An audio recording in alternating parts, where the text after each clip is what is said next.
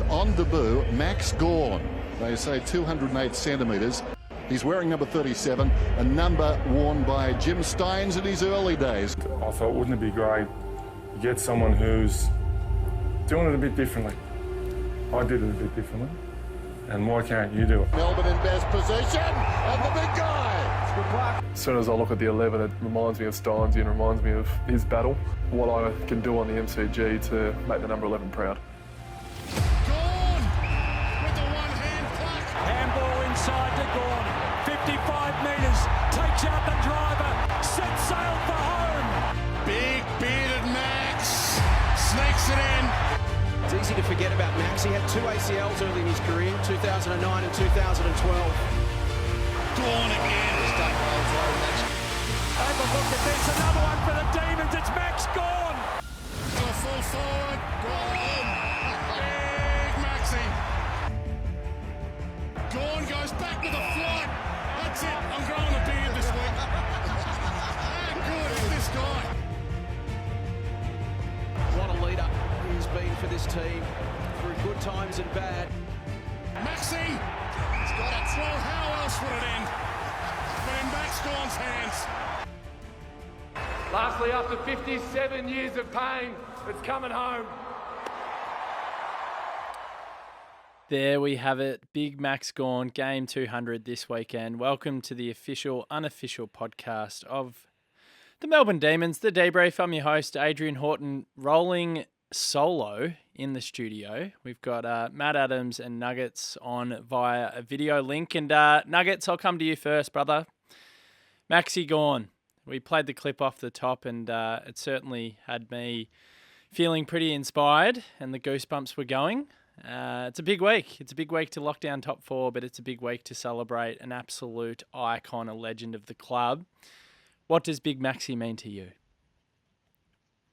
Yeah, thanks for having me, Naughtsie. I'm sorry if my internet connection's a bit dodgy. I feel like it's been chunking in here and out. But yeah, Max is huge. Obviously, he's our premiership captain, the only one in a lot of people's lifetimes. He is he could be the greatest player to ever play for us, considering he's been All-Australian 6 times. I'm not going to say he's the best. I still think Clary's better. but yeah, he's just such a big figurehead, and it's 200 games. Like it's someone mentioned it's surprising that he's only played 200, but I think, yeah, his first 5-6 years, he probably only played 20, 30 games. So it's amazing that he's got there, and hopefully he can put in another 50, 100 games. For sure. Adzy, Maxi Gawn, number 11.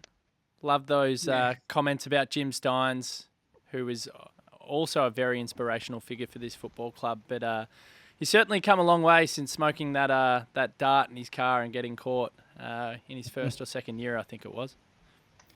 Yeah, I think just going back to Jimmy, I think Jimmy was obviously ahead of all of us. He sort of saw something in Max that we're all seeing now, which is pretty amazing. So cheers, Jimmy. And then Max has obviously taken a lot from him as well, just with bringing the group together. You can just tell that our culture changed so much when he went in charge. So he's been an amazing player, but probably just as good off the field as well. So we're very lucky to have him. Very lucky indeed. And it is a big game, and no doubt we can speak about Max a little bit more later. But top 4, it's on the line. I know we've been speaking about it quite a bit after the result on the weekend, but maybe we even take a step back. Has the loss against Carlton and the circumstances of it, very controversial, of course. Is it out of the system, Nuggo? Are you over it? Yeah, I'll take it from here. Sorry, Benny. Flat Adams, that's what I'm calling myself today, because I'm still flat because Caleb Marchbank didn't touch that ball. I'm calling it. He's called it himself. It isn't the end, but it just puts a lot of pressure on this game against Hawthorn, who have just come off the back of beating the Pies and also the Western Bulldogs, who are no easy beats last week as well. So I think we should do it. I'd like to think that we'd step up for Max's 200th and then cement that top 4. And also, Naughtsie, you never know what can happen, as we know the last few weeks with results, with the big game on Friday night between the Pies and the Lions. And then also, who knows, Freo are actually in some pretty good form at the moment as well. They could give Port a shake over there too, I reckon. There's a part of me that thinks we probably shouldn't worry about the other results. It's hard not to because we're so close to finals, though. And I find myself saying that, and then 10 minutes later, I'm doing a ladder predictor. So it is difficult at this time of the season. We'd obviously love to finish in second, and it was a crushing blow not to get that win on the weekend. But the more I've thought about that loss, the more I believe that it can actually galvanise this group. And I had a great chat to Michael Hibbard yesterday. He was awesome. He was very open and honest about where he's at with his footy, but not only that, where he thinks this team is at coming into September. And I asked him the question about last year, 2022. Do you think we're a little bit off the boil? We limped in, we had injuries, and it probably wasn't going to work out for us when you look back in hindsight. And then I wanted to compare that to how he's feeling right now when we're only a few weeks out. And he thinks it's completely different. Like, he's super bullish on our hopes of going all the way in September, and he genuinely feels that we are building momentum and we are building form. And the biggest thing, well, the most important thing at this time of the season is just making sure that you're fit. So if we can get through the next fortnight, Clary gets a good run at it, he continues to build, Fritter gets back in, hopefully for a game next week against Sydney in the last round, and everyone else, touch wood, stays fit, then I actually think we are so well positioned when you look at the form line of Collingwood, the injuries that have happened to them. You look at Brisbane, they're not in scintillating form at all at the moment either. And Port Adelaide, who'd been on that 4-game losing run, only just getting back on the winners list last week. Like, I genuinely believe when you look around us, you've got to tip your hat to Carlton as well. Like, they're in the mix and a real smoky for the flag now, given their run. But this definitely has a different feel to it than last year. I think we were trying to convince ourselves, but when you look back, there was probably no hope in hell that it was going to happen for us. But I definitely think it can happen this year for us. And I'll go to you, Nuggets. I don't think we lose any belief from the weekend. I think it's still right there for us and we can still do this thing. Yeah, for sure. It was a tough loss. Sorry I cut out before, but yeah, I'm still holding on to it a little bit. I don't. Yeah, as you said, I'm not going to worry about the other results. I think we're just going to worry about us and getting to whether we finish 4th, 5th. Obviously, we don't want to finish 5th or 4th, 3rd, or 2nd. I'm happy with any of them. So let's just win the next 2. If we win this week, it's a danger game. So we're gonna. They've knocked off 2 pretty good teams in the last couple of weeks, the Hawks. So we can't be just going into thinking this is just going to be an easy win. When it's just it's very much a danger game. I'm not sure. I'm excited to see the teams. But yeah, I'm a little bit worried. But hopefully, if we want to be anything this year, we'd want to be beating the Hawks, right? Yeah, for sure. I mean, Adzy, if we were offered this at the start of the year, 1 game to lock in top 4 against Hawthorn, they are probably the greatest 16th place team of all time in the existence of the AFL. Like, they are knocking off some big dogs, Collingwood, Brisbane, great win last week against the Bulldogs, who you'd have to say are a finals-like outfit for sure, and they've got some really good star quality in their team. But if someone offered you this, like, Melbourne need to seize this opportunity, and if they can't get going for Maxi in game 200, then I don't know what else can motivate them, to be honest, because he has carried this side for so many years, and we need to honour him and play with as much passion and vigour as we can on the weekend. Yeah, look, it probably starts with, hopefully for Max's sake, dropping Grundy. Hopefully we see that because he plays a lot better without him. But yeah, I completely agree with what you're saying, Naughtsie. If we don't get up for this, if we don't win this, I'm going as far to say that we won't win the flag. Like, we're not a chance. We need to win these games, and we should win it convincingly. Like, I know they've had a couple of good wins, but it probably works in our favour a little bit, just because we won't be complacent. Hopefully, like, we would be very aware of the teams that they've just beaten and the way that they played against Collingwood. It'll be a tough physical game. Sam Mitchell's a bit of a prick as a coach. I'm sure he'll make some of his players go after our better players as well. So yeah, just win it, please. Do it for Maxi and do it for us supporters, so we don't need to have a heart attack in the last round. Yeah, can we avoid that? That'd be nice. Sam Mitchell's just a prick in general, isn't he? Yeah, I mean, I never viewed him favourably when he was playing, but he was a hell of a player.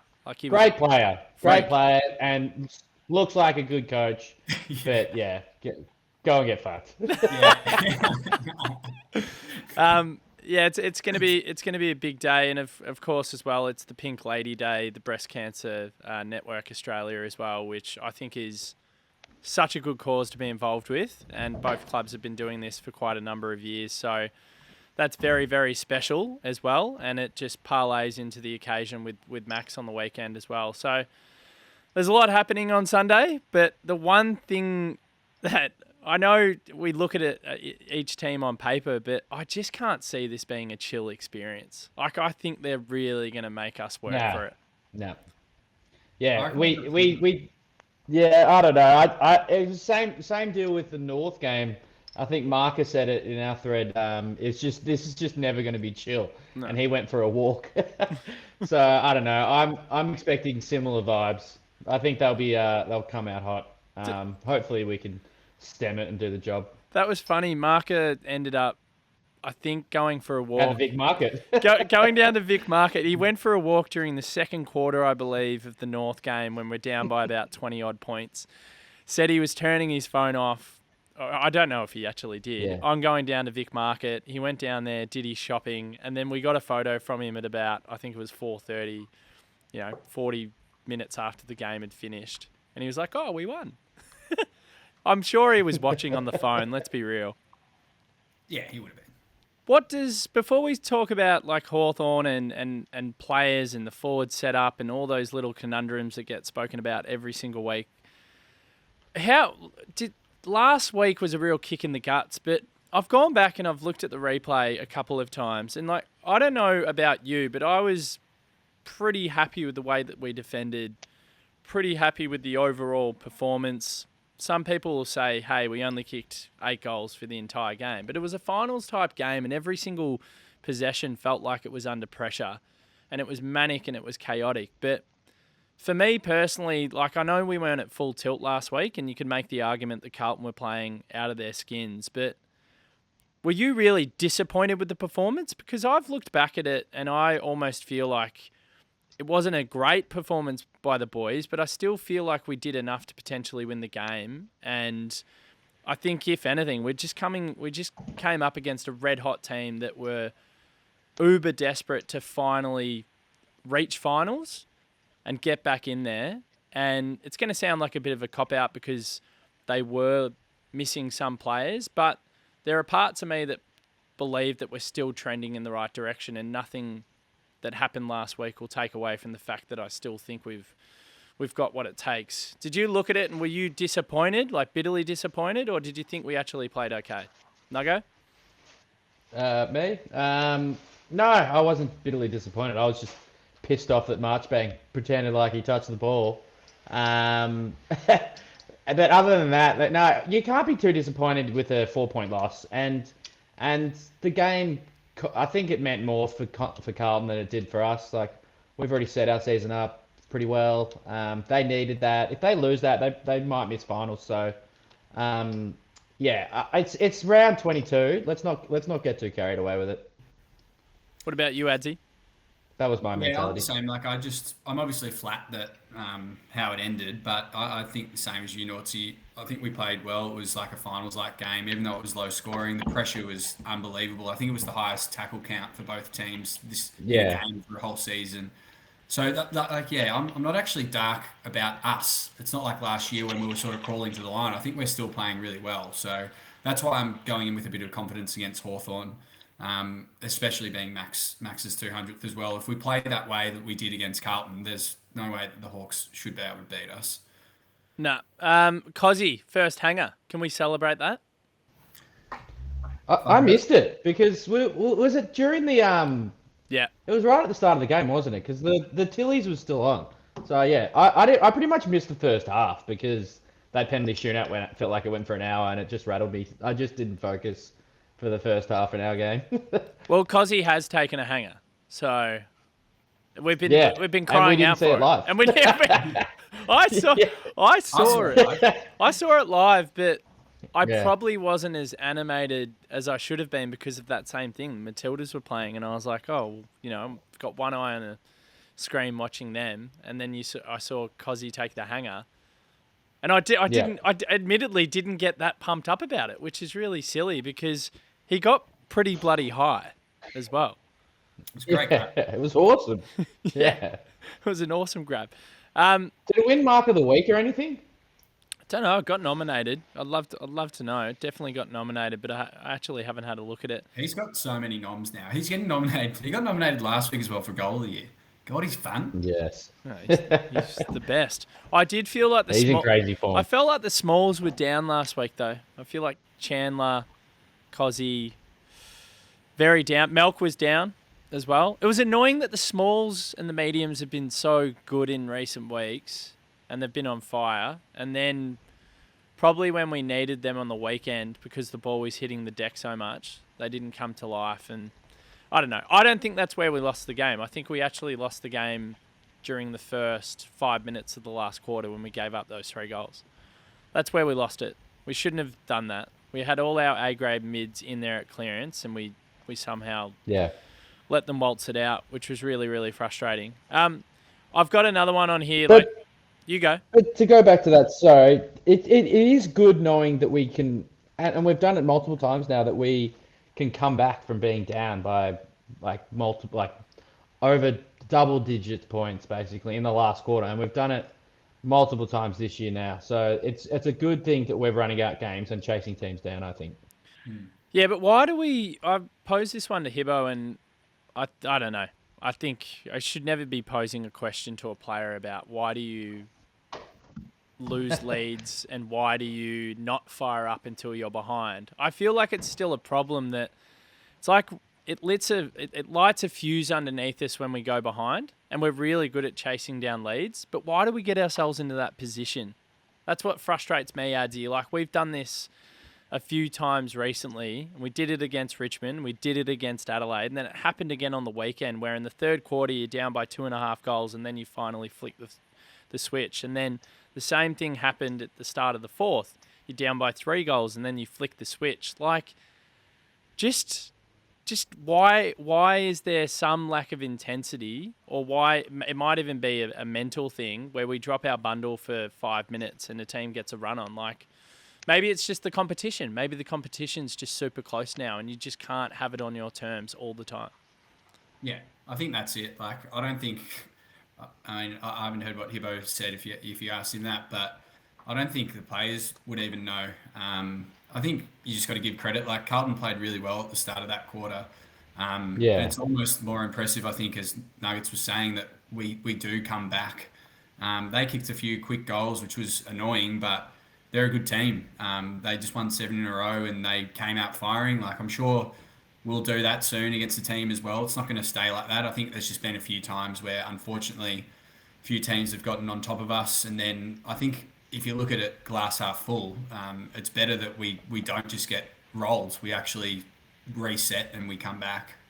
Yeah, and I don't think there's any perfect science behind why we dropped like a few goals at the start of the last quarter as well. Sometimes the ball just bounces the right way for a team, and it might have done that for Carlton, and it might have done that for us when we chased them back. So I don't know. We're not AFL analysts here, so let's just hope we can win more games. Simple as that. I like it. Yeah, no, it's good. Yeah. I like that approach.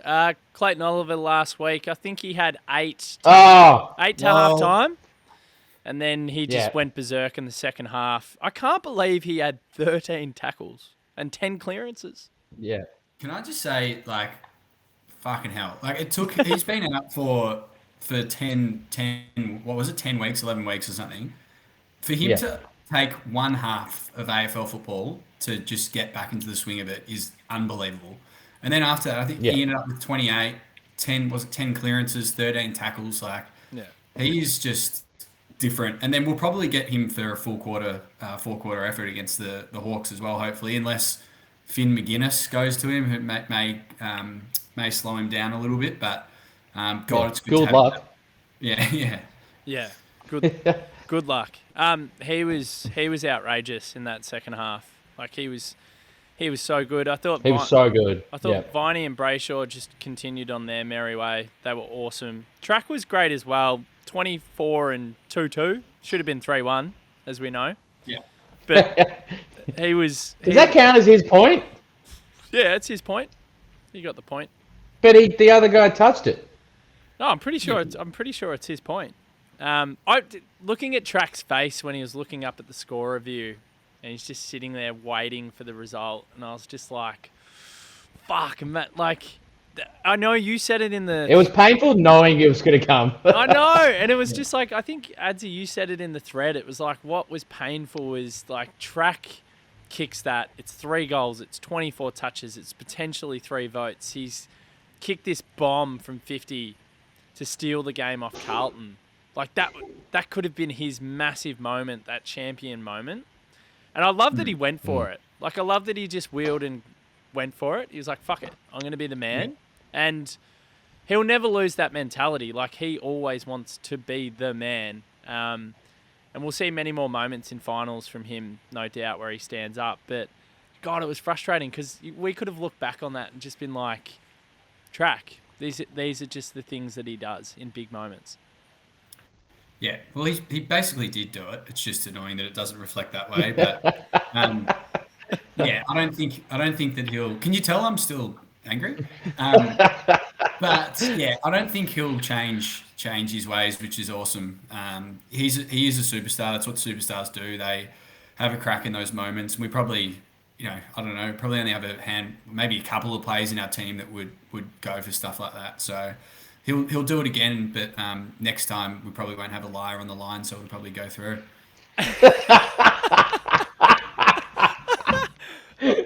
a liar on the line. Spot on.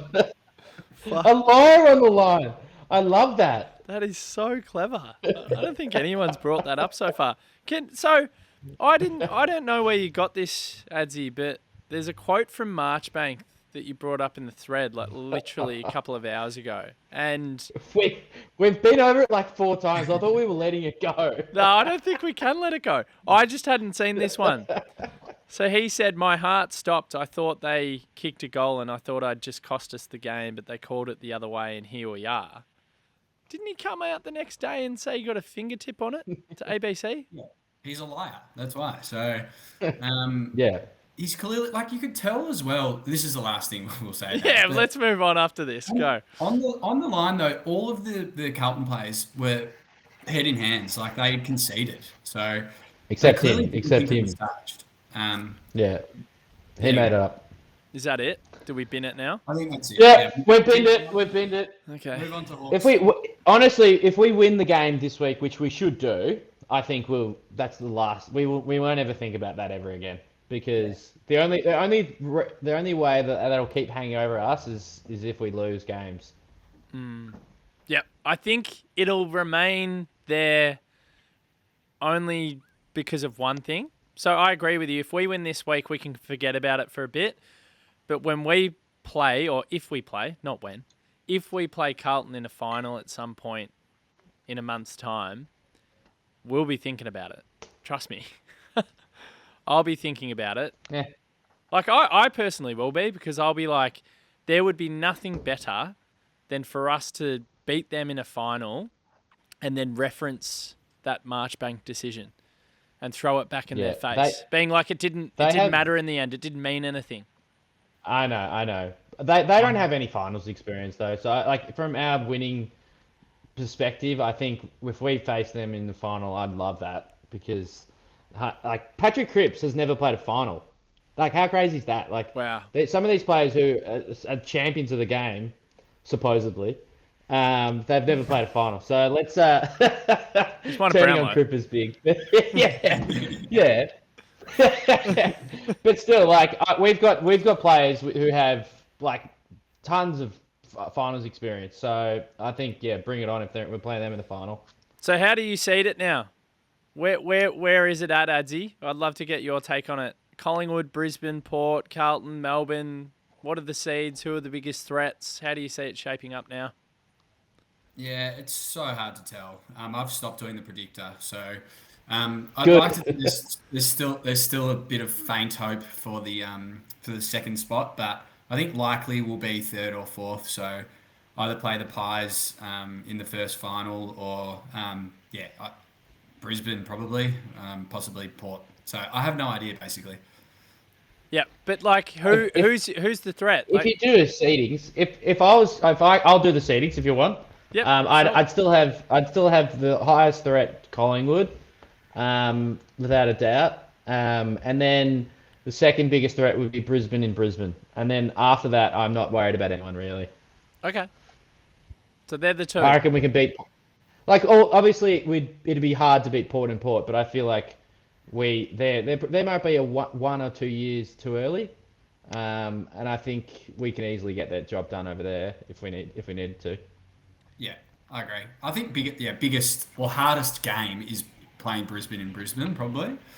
Probably that. So Yeah. you'd probably for our sake, we'd probably want to cop them if we had to in the first final. Like you wouldn't want to play a prelim against them. So they'd probably be the biggest threat, I think, for us. I'd back us in against Collingwood. I'm the same as Nuggets. I'd probably back us in against Port, even up there. Like they're cowards. They make finals. So yeah, I wouldn't mind that. The weird thing that came through this week, and I don't think anyone was aware of it, was no one since when they changed the final system in, when was it, 2000, has ever won it from fourth, which is so odd. Yeah, I find that just weird. I don't think that's a big deal. Like I think that's just a random stat. It was like that Petrarca stat that we had last week. If he kicks 2 goals, we win. It's not necessarily the reason at all. Like it's just a stat that's just there. We had I think that fourth, same... if you finish fourth, you've got a good chance. We had the same. I remember there was the same theory or similar when we in 2021 when we finished minor premiers. It was something like in the last 15 years, no minor premiers had won the flag, so people were using that, and then we won the flag. So exactly. Well, I'll read out the rest of it. So if you finish first, there's been 8 premiers. Finish second, there's been 7 premiers. Finish third, there's been 7 premiers as well. And then finish fourth, there's been 0. I mean, the way I look at it is first versus fourth. Typically, there's a massive gap between first and fourth over those years or over the journey. Yeah.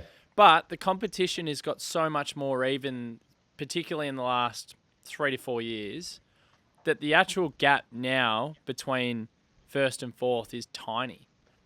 Like the margin, and I ran through this on Monday when I was speaking to Scotty on the review show.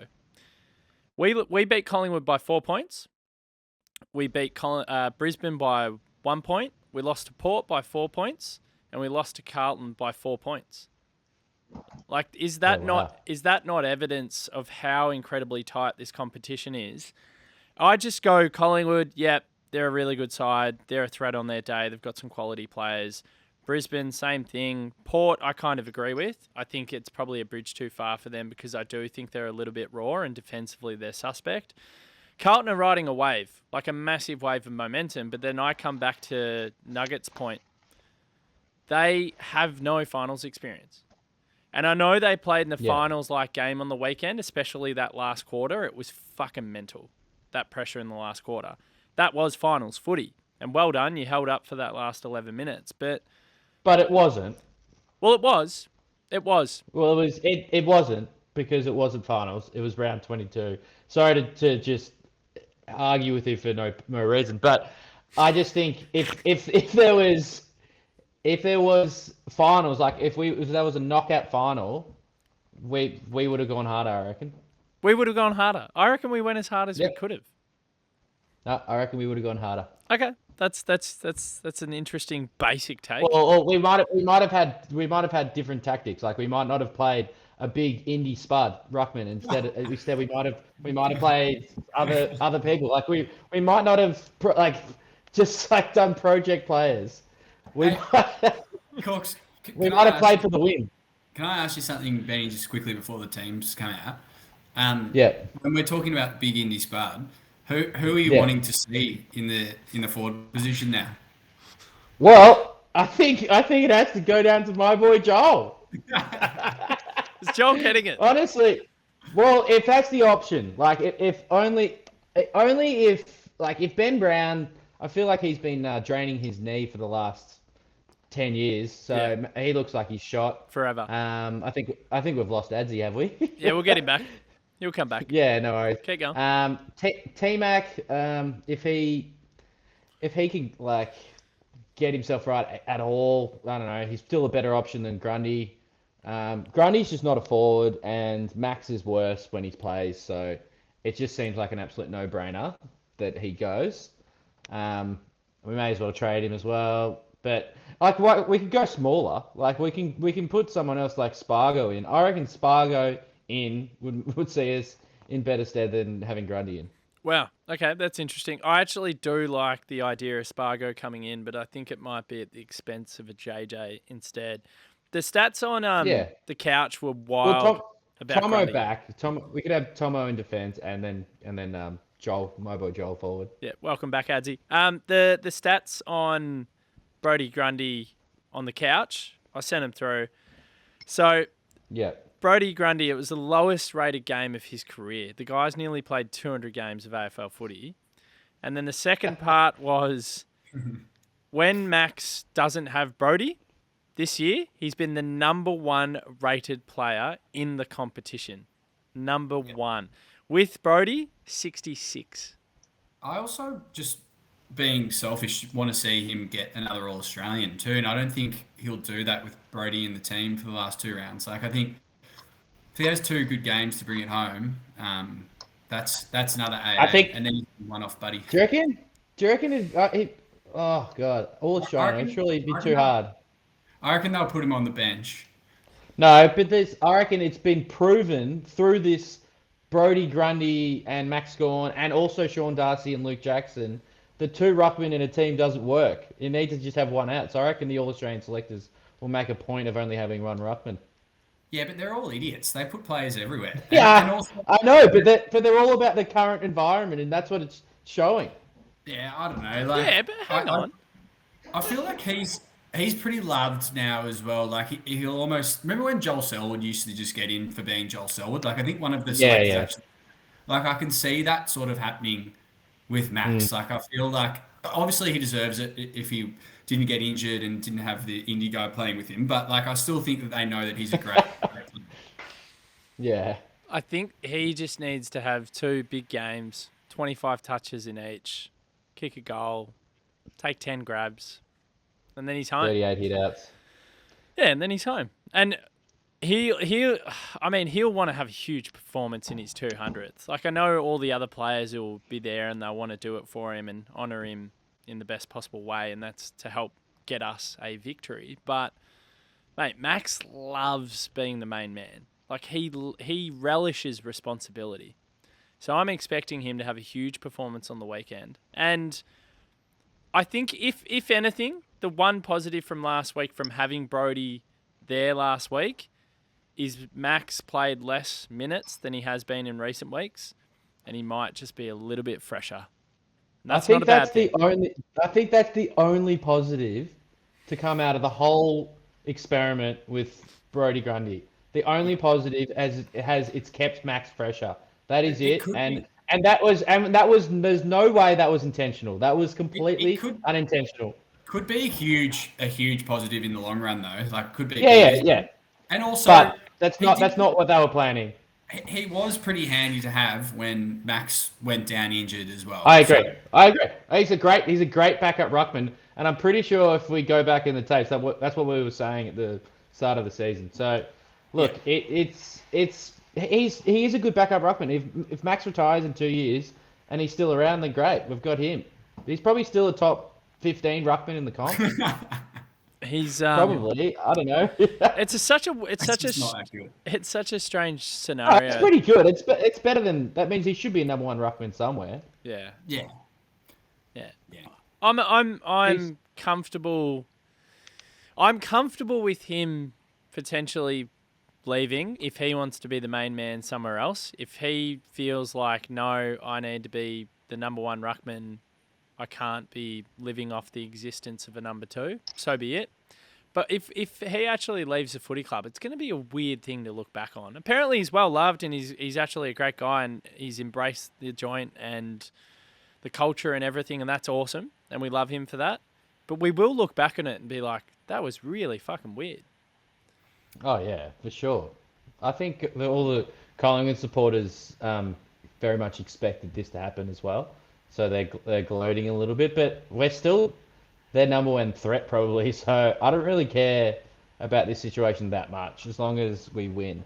Yeah, and it's still, as we said, like I still think it has. Like I think he doesn't need to be in the team now, but I think it still has worked for us. Just even if that solely means that Max is fresh coming into finals, it's amazing compared to last year when he couldn't even bend over to pick the ball up. So it's already a win in that way. I reckon.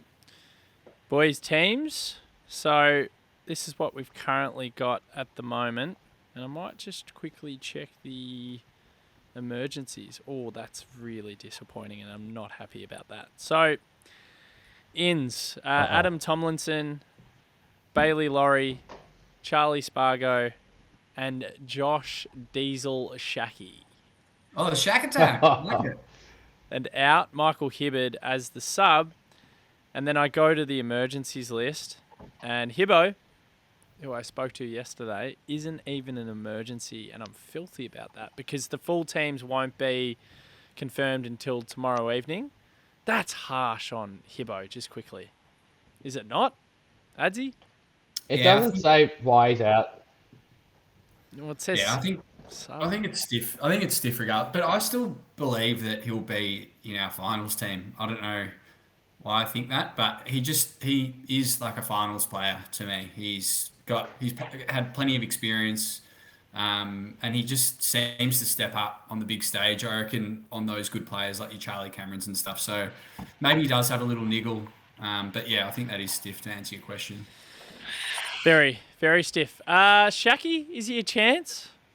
I'd rather give Shacky a crack because at least he is over Grundy. I mean, because at least he is a forward. He's grown up a forward, and he probably knows where to lead and compete. So all we really need is someone to compete correctly, like in the right way that a forward would, not like a ruckman who's pretending to be forward. I don't know. We could easily just have Tomlinson in and then play Joel forward as well. There's options. They're not great options. Obviously, our number 1 option was Petty, and that looked fantastic for a couple of weeks, which is really disappointing that's gone because it looked like we were just a shoe-in if he was still around. But anyway, we can't wait to dwell on that. We've got to try and figure out the next best option. So what do you actually think the end changes will be, knowing that it's, if you look at the pine... Oh, I did, mate. Well, that's why we're talking about it. If you look at the pine, we've got Brody... Brayshaw's going to play. Well, Brayshaw's going to play, and then Chandler's going to play for sure. That's it. Everyone else is up for grabs. So all the other options are Brody, Spargo, Bailey Laurie, Josh Shackey, Adam Tomlinson, and James Jordan. I think Tomo will come in, and Joel will actually go up forward. Yeah, same. I agree. That's my feel. That's what I'm thinking. I don't think Diesel will get in. I can see Spargo getting in for JJ though. I don't mind it. I don't mind seeing Chukwar again. And JJ's been off the boil for me. I don't know if he's in good enough. He gets subbed out every week, it seems, or he's the sub. Would you be comfortable with that? Even if he was the sub over a JJ, I'm okay with that at the moment because I think we need that precise kicking from him, and he might put it. He might make a big step forward if he was to be the sub, come on and play some good footy. He doesn't find it enough for me, Spargo. That's my biggest gripe on him. But I could see him either getting the Guernsey or getting back into the team for JJ. Bailey Laurie, probably not. Nah. And then Grundy gets dropped for Tomo. Yeah, I reckon that. Yeah, look, and Diesel's dream. Let's be honest, like he's not playing. So it was a fun thought for a minute. But I don't think he's going to play. If he does, I'd be excited. But let's just expect Tomo to play. I think. Yeah, and Joel. I'm all over the shop. Joel forward. And Joel, do you know what? To Joel's Well, credit. how good was Joel's goal? Yeah. It was huge. Joel's He clutch. binned it. Joel is clutch. He is my boy. Yeah, you love him, Joel. No, he's awesome. Well, he's not awesome. But he's having a crack, and I don't know if it's going to work out for him, but if he does get the chance to play forward for the entire game, I don't know, just hypotheticals. If he was to clunk a few and kick a few, then I know T-Mac and Ben Brown are going to make a late run at it, but it's there for Joel Smith. If he wants it and he plays forward on the weekend, like, go and grab it, mate. And all he has to do is a couple of key things. Compete, bring the ball to ground, and make a nuisance of yourself, and run and chase and harass. And that is all we need. That is that final structural piece up forward. You don't need much more than that. Just do that, and you could be in the team. I think the problem for Joel is 4 quarters as a forward is hard for him, I think. He's good. He's very good with a cameo, and we love him for his cameo work. But I feel like a whole game, as we saw when we tried to play him forward for a whole game previously, for the second half, he just genuinely went missing, which was sad. But we've got to back him that he can just play the 4 quarters. But I don't know. I'm worried about that. As a cameo, he's probably my favorite player on the team. Yeah, I reckon we probably only need to have possibly one more week, maybe 2 with him if they choose him as the 4-quarter forward, because Fritsch will be coming back and then he'll probably just go into the sub position again. So we just got to get this win. And also, I just saw the Hawthorn out, so Mitch Lewis has been confirmed as an out as well, which is good for us. Because he's that's big. That's actually big. Yeah, he's pretty good up forward, and just makes our backline look even better now. Well, there was a wild stat on him, and it's if either of Sicily or Lewis miss for Hawthorn, they're something ridiculous like 1 and 8. And when they both play, they're 6 and 5. So, yeah, so we're gonna win. Well, it's a massive difference. It's their 2 structural pillars, and if one of them is missing, they find it very hard to fill the void, and it throws them all out. So that's a really good miss for us. Yeah, I mean, we were just saying that we don't believe in those stats, but I believe in that one. So we'll ride on that. Yeah, we're gonna. We're certainly gonna ride on that one. So on the weekend, I just spoke about him, James Sicily. He's a jet. A lot of people saying tag Nick Dacos. Same thing, tag James Sicily. One of the best intercept defenders in the game. He's a gun. Joel? Who does it? Joel? Is Joel the man? Because Joel's got the athleticism to go with him, surely. Gotta be. It's gotta be. It's got to be Joel. It's got to be I don't you. know. I've got nothing else to say. It will be. It'll be Joel, I guess. But I don't think we're going to... I don't know. I'd be surprised if we tried to tag anyone, really. Like, we've got a lot I think we just need to be more cautious. Yeah, more cautious with Sicily. Sorry to cut you off, Matty, but I think with the Hawthorn team, he's their best player, Sicily. I think he's clearly their best player. He's probably going to be All-Australian this year. But teams just kick it down his throat. So we need to be more cautious when we're going forward, knowing where he is, and just try not to kick it to him every time, because that's a big no-no. Otherwise, he sets up attack from defense really well as well. Yeah, he's a gun. I actually really like him. Like, I'd love to have him in our team. I think he's one of those players. It's like when you play against Geelong and you come against Stewart. It's like I think you just got to expect that he'll play well. He will intercept a bit. So we just need to make sure that we have some good entries as well, and then we should still win. He's one player. Yeah, he's very important though. The one thing for the Hawks that they'll definitely try and do the same thing against us is, I don't know if you saw it, but last week they had 417 disposals to 296. They took the ball away from the Bulldogs and they stretched them and they just possessed the ball for as long as they could. And it was really clever. It worked a treat, obviously, because they got the win. I reckon they'll do the same thing where they just try and spread the ground, try this keepings off thing, constantly try and switch it and move our defence. Because what we want teams to just let it rip and bomb it long so then May and Lever can do their thing and everyone else gets involved. So I think if Melbourne, and we should be, when you look at it, I know Jai Newcomb's an absolute jet. He had 40 on the weekend, kicked a goal, 2 goal assists. He's a freak. And they've got some really tidy, nifty players in that midfield. But if we're fair income, Viney, Brayshaw, Oliver, Gawney in his 200s, like, if we dominate from clearance and we get first dibs on the ball, they can't implement that game style. And that's what we need to do on the weekend. We can't allow them to win it at the coalface, as they like to say. I fucking hate that terminology. I don't know why I used it. But if we dominate in that area of the game, like, they're stuffed. Like, they can't do anything. Because then they're not able to play that keepings off style that they'll want to play on the weekend. That's where it'll be won and lost for me. It's pretty simple. Yeah. And the names that you just reeled off then, like, I don't think that we will lose it there. So, especially with Clary back, and even if, what's his name, Finn McGuinness goes to him, it's very different to tag a Clary compared to a outside Nick Dacos. So have fun trying to hang off his shoulders, Finn, you douche. Yeah. Sorry, I missed most of that. My heavily pregnant wife was dancing around behind the screen, so I'm not sure what you were talking about. That's okay. That's okay. How is Wheezy holding up? Just while we're at it. Just going good. Yeah, nearly there. Nearly there? How long? Yeah. I don't know, maybe the next couple of weeks, mate. We'll see. Mate, it's exciting. Very exciting indeed.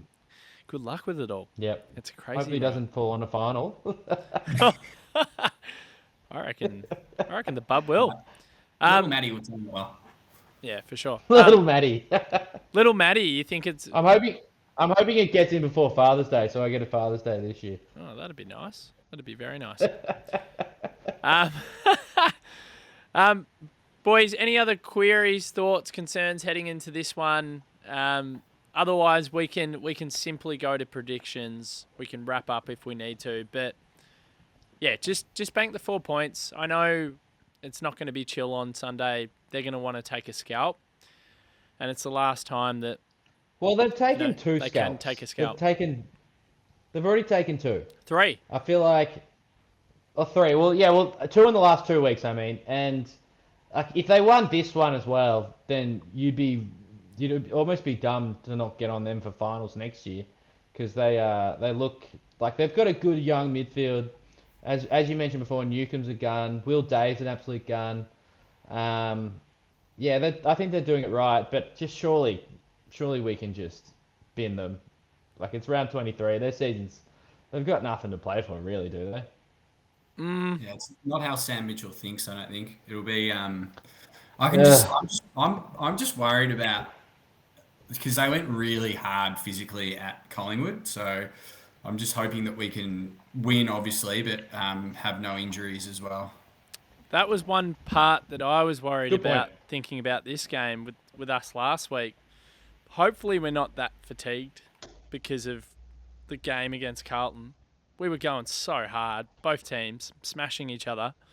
Highest tackle count, I think, for a game the whole year. Highest pressure rating for a game all year last week. So it's good that we had the 8-day break. And I think we're thankful that we don't have to travel interstate off even a lesser break. Like, Carlton go up to play the Suns on the weekend. There is no guarantees they win that game because they have to be fatigued from last week. They've got they got a 7-day break, and then they go up to the humid conditions on the Gold Coast. So it'd be really nice if the Gold Coast knock them off, because then we can kind of waltz into the MCG on Sunday and not have to worry about winning it to lock down top 4. However, there is a big part of me that thinks if we are fair income, we want to go all the way. Nothing would be better than winning 7 of the last 8 games going into September. Like, that is such a strong form line. 8 of the last 8. Oh, well, yeah. I've just clued on. I've just clued on. Yeah, I mean, internally they could probably spin it that way if they wanted to, but the record books, unfortunately, Nuggo say it's a loss. Okay. The Lyra on the line. The liar on the line. Yeah. We don't need to get back into that. I'm happy to go my prediction now.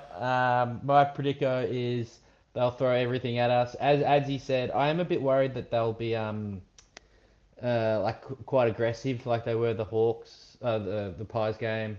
But I think we've got our players are tough enough to stand up to them, and let's just hope there's no injuries. I think it'll be probably level pegging the first half.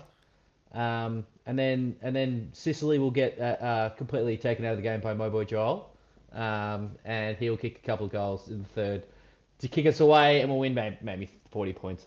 Oh, 40 points. I like it. Okay. Yeah, that's as big as I go as well.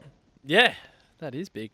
I feel like a broken record. I say the same thing every week with my predictions, so I might keep it super brief and just say that Clayton Oliver will be bog in his second game back from injury. He'll have 35. He'll kick one and have another 13 tackles. And we'll win by 4 goals. And I think halfway through the third, we'll start to break away. But I've got a strange feeling we'll be down at halftime and we'll all be freaking out and thinking this is fucking mental. We're going to have to go into the last round sweating on the result. I would not be surprised with that either, yeah. Yeah. That's I'd personally be pretty surprised. Here we go. I think. Wind him up. Look, I probably went a little bit too hard last week and said we are going to win by 220. The last 10 weeks have all been pretty close, but Max is 200th. I'm just going to go with the 200 points this week. And I reckon Max will kick 5 like he did in the prelim. It'll be a huge win. And I reckon the game will be over at quarter time. I reckon we'll come out firing. We're not going to let our supporters, stress. We'll be up by 40 at quarter time, and then we'll just be chill. Wow. Nice, that'd be the dream. I love that. That'd be awesome. Well, hopefully everyone gets down there to celebrate a legend. There is, again, you don't need any motivation to get out of bed and get dressed and get down to the MCG than this weekend, unless you're Nuggo and you're potentially about to welcome a child into the world, because that would be a valid reason for not rocking up to the Melbourne Cricket Ground. Look, I'm trying to push for going, but I feel like I've got to bunker down, which is a little bit frustrating, but it's also warranted. I gotta get the K's in the legs before potential finals or grand final. Yes, absolutely. So get down to the MCG and get around Maxi. It's going to be an amazing occasion. Of course, it is the Pink Lady. We love you, Max. Day as well. God, we love him. Premiership captain. Premiership captain. Run out of words. Love you two both. Both two. You two both. Yep, that works. I think I need to go as well. Too easy, mate. It's been a very long day. And I just end on this note. The bobblehead Nuggo. So Clary. Oh yeah. Clary is intact. I'll get it. Yep. So this was big. So bobblehead was off for 11 weeks, I believe, and magically. I'll get it. Magically, the bobblehead Clary is adjoined again, neck to head. So that's huge. That's big. And you've got one as well, mate. Yeah, I've got one. Nuggets bought it for me in 2021. Did he buy 2? Yeah, he bought one. Yeah, got this one for me. Nice. And then, Here we go. Line as well, ready to crack this if we win the flag. Oh, that's huge. So for the listeners, the people that don't watch on YouTube, which isn't a lot, to be honest. Why are you even doing YouTube? Long-term strategy. Long-term. Yeah, well, give up, mate. All right, well, I put some super glue on the Clary bobblehead and it's working fine. So it's a bit of a voodoo doll, and as soon as he came back, I did that. So yeah, he's in good nick. How old are you? just end this. You need to have a child. Walking around with your voodoo doll. See you later. Anyway, love you. Leave you. See you guys. Love you, Joel. See you guys. See you, Joel. Bye, Joel. Good work. See ya. Do I actually leave yes, now? Do they actually have to leave, or can they mute? Yeah, you have to stay. Derek's told you have to stay. So you stay, and I'll do my little wrap up while you stay and sit like good boys. Yeah, no worries. We will wrap it up there. I think back in the studio on Sunday night, potentially with Caden McDonald, straight after the Hawthorn game. But I need yes, shut up, Nuggets. But I need to have a conversation with Derek because I haven't brought it up. So I'm hoping we can just go into the separate room. And anyway, I've got to flesh that out with Derek. So I actually haven't cleared it with him. It's news to him. But that is in the works. If you want to listen to the Michael Hibbert interview, head over to DeeBrief Premium. So all the paid up subscribers can get access to that interview. Yep. Premium. Got to keep this afloat somehow. Got to keep it afloat somehow. Got to pay Derek somehow as well. That's the major issue. We've got a big conversation about that later. Can't pay the bills this week. How much do you pay Derek? Too much. No, it's a fine service. It's a fine service, and we do love Castaway Studios. So a big shout out to Derek. We love him dearly. He does an exceptional job. And as I've said before on this show, he works with a lot of big name celebrities in Australia. And if they're loving his work and he's getting repeat business, then, we're obviously over the moon with the service he gives us as a little podcast in a relatively small pond. So I'll leave it there. And Nuggets, don't chime in again. Thank you. And we'll see you on Sunday night.